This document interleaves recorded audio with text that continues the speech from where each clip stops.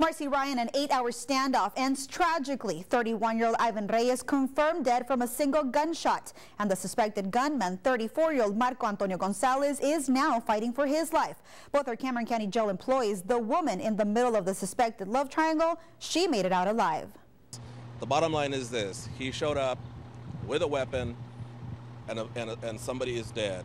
Brownsville Police Chief Orlando Rodriguez says Marco Gonzalez shot and killed Ivan Reyes when he arrived at this home on Orchid Path and found him with his ex-girlfriend, 33-year-old Monica Lisette Robles.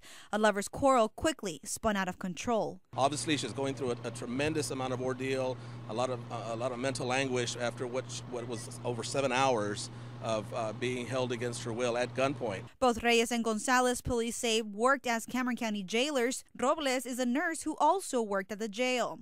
Hostage negotiators communicated with Gonzalez for hours, meticulously planning their next move to ensure the woman's safety. Several times, authorities sent in respirators since the woman was having trouble breathing. The goal was to get her out as soon as possible and shift the momentum. As long as she was there in the house, he was in control. But as the day drug on without a surrender, things escalated, and 34-year-old Gonzalez began shooting police and neighboring homes. While we were live on Action 4 News. Also did tell us that, oh my God, as we speak, there's fire. The shots being fired right now as we speak. That to us was an immediate threat because we know that there were people occupying their houses, and then of course we had our officers out here on the scene that were now under fire. So the commanding officer, Commander Hernandez, had made the decision to make a move and deploy an entry where tear gas was deployed.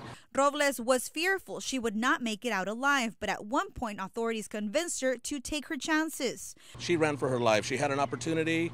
She was afraid because she thought that he wasn't going to let her go.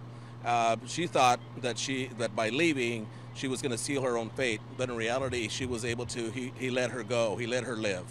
Once Robles was out safely, SWAT bombarded the home with flashbangs to get to the suspect. That's when police say once again he took matters into his own hands and shot himself in the stomach. It's unclear if he will survive. With that type of weapon, based on what it appears, we don't know. Now, during the standoff, police suspected there were 3 people inside the home, but it wasn't until the ordeal was over that they were able to go inside and confirm that 31-year-old Ivan Reyes was in fact dead. As far as Gonzalez, he is now at a hospital at this hour under police watch. Of course, we'll keep you posted with any new information.